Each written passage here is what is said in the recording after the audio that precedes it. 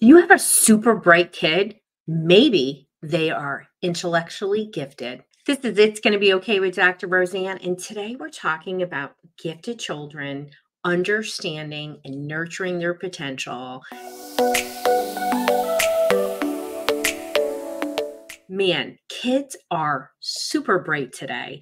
And, there are a lot of kids that are intellectually gifted. So let's talk about what is intellectual giftedness, what makes kids be identified, and what do we do about it? How do we nurture these amazing individuals? So when we think of a gifted child, we of course think of intelligence and how bright they are. But it's multifaceted giftedness, right? So certainly having an IQ is required to be a member of Mensa, right, which is an organization for intellectually gifted kids, or I'm sorry, individuals. It can be kids and it can be adults. But it also means you have to have an area of aptitude.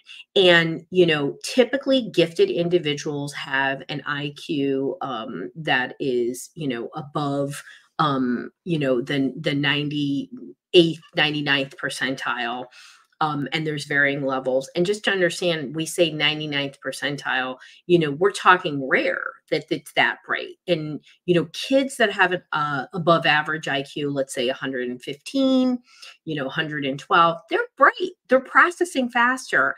And, just because a kid can regurgitate information doesn't mean they're intellectually gifted. It's often surprising to parents that, their kid's IQ can, just be above average, but I shouldn't even say just be above.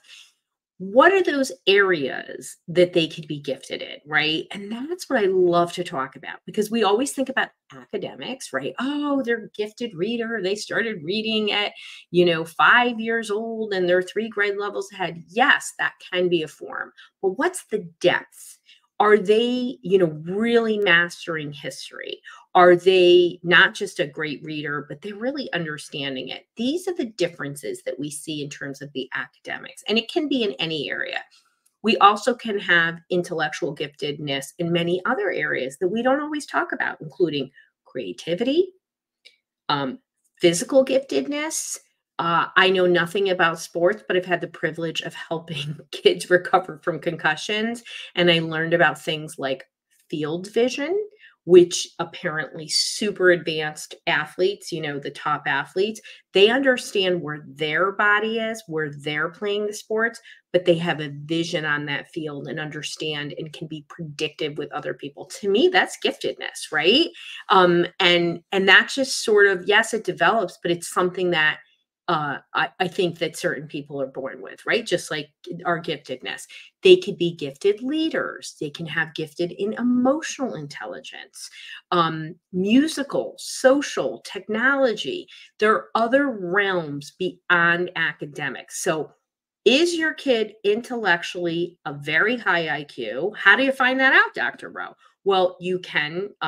Giftedness is considered an exceptionality. It's not the same as requiring special education, but every district has provisions in America for determining if somebody's gifted or not. So some of the first times you can see this is schools administer sort of like standardized intellectual tests that are given as a group. You might see some really high scores. Look for very advanced percentiles, above the 95th percentile. And 95th percentile is going to give you an IQ that's gifted, but it might be an indicator that individual tests could be administered. So you could ask your district to administer tests. You can find a provider to determine that. And again, IQ is just a number. If you're not really delving into what are those areas, you're not going to really know, right, where it is. So let's say you find out your kid's got an IQ of, 136, 141, there's not many kids that I've tested when I used to test, remember, used to, don't do it anymore, that have that kind of IQ. Here's what I want to say about them. We always really got to think about the emotional components and the social world of somebody who's intellectually gifted. Having worked with many individuals who are intellectually gifted, have several family members that are intellectually gifted. Your IQ can be at the 98th percentile, 99th percentile, but your emotional development can be normal. And what happens with an intellectually gifted child every time is they are understanding and absorbing things that they shouldn't. And they feel things very strongly. So where a kid may tornadoes happened in America yesterday. So you're like, in passing, you mention it to your husband, and your kid says, "Oh, there was a tornado." And you're like, "Yes, yes, yes. Thankfully, there were no fatalities. It's not coming in our area." Okay. Well, an intellectually gifted kid understands it at a deeper level, may be very upset by it, might have a different level of worry because they can process it way more than their developmentally appropriate emotional intelligence. Now, we can have a high IQ, high emotional intelligence kid. I often don't see that. I often see kids that the emotional intelligence is there, but they are feeling things and absorbing things too strongly. So we always want to make sure we're supporting things. We want to be careful in what we say. And we also want to have time for dialogue. So it doesn't always mean I never sort of shielded my kids, but I always made sure that if I was going to tell them something that I knew they were going to be affected by it, I needed time to dialogue. I needed to make sure I had time for questions.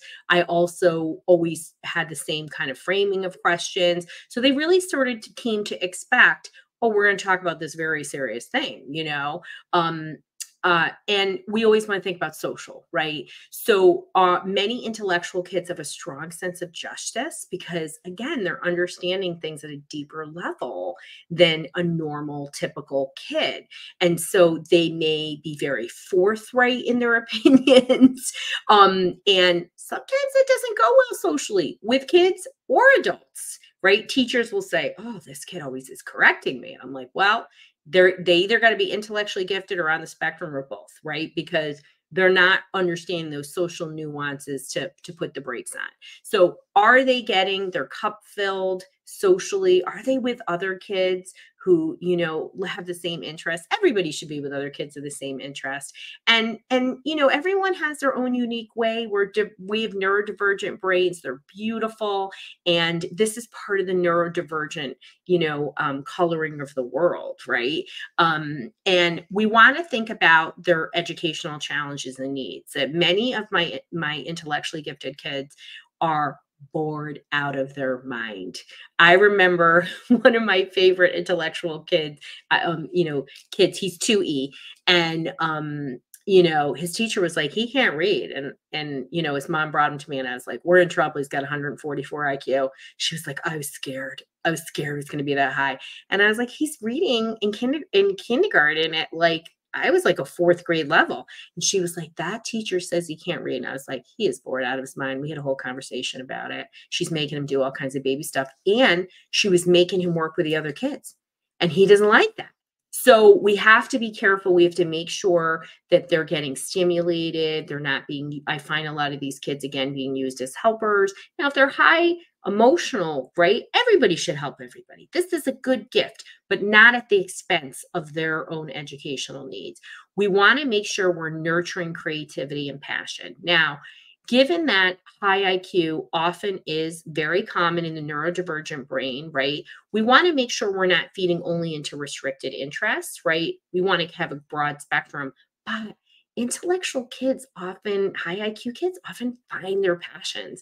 They want to be a scientist and, do stuff with NASA. Why wouldn't we really try to facilitate that and fill their cup and explore it? It's really cool. And, being that one of my kids is homeschooled and having spent so much time in that world, many intellectually gifted kids wind up being homeschooled because they like to go deep in curriculum. And that can be a great way to help stimulate it. Doesn't mean public school or private school. Everyone has a place that's right for them. I'm just saying that's part of it. But you want to really nurture their creativity and passion. Of course, some of the challenges of a gifted child is they might be bored more easily and want to skip over things. And that may or may not serve them. We don't want them to skip things that are skill building in terms of executive functioning and knowing strategy so that they only want to go to the advanced levels. I am not a fan of skipping grades, only because I find it very socially challenging. I've had a lot of kids skip grades and then be ready for college at like 16, but they can't socially. So balancing it out and making sure you're getting the social needs, you're getting the creativity and fun stuff, and not just over focusing on the intellectual. A lot of my kids will, if there's over focus on the intellectual portion and the academic portion, can develop anxiety and depression and OCD. So keeping that balance is a challenge, as it always is in parenting. So making sure that we're really supporting and nurturing all the facets, but also giving them that stimulation. And you can always ask your school district, who's the gifted and talented coordinator. Some gifted and talented programs these are often in elementary school and middle school. Sometimes they're amazing what they do. Sometimes it's nothing but doing worksheets. So find out what it is, find out who's running it. Unfortunately, in today's world of budget cuts and having a hard time finding teachers, some places get rid of them. And it varies state by state. I mean, I've had kids move from my state to another state and get 10x the amount of support. So ask and see what can be done.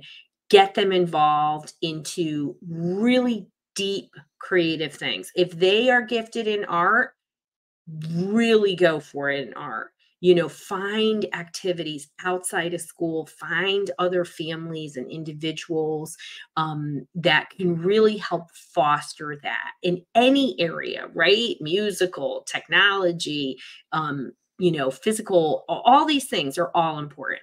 If you have a child who is gifted, you're looking for ways to support their brain, their body, help to parent differently, whether they're 2E or not, go to drroseann.com/help, fill out that solution matcher. You're going to get on our email list, and you're going to get lots of awesome stuff. So wherever you are on your journey is exactly where you need to be.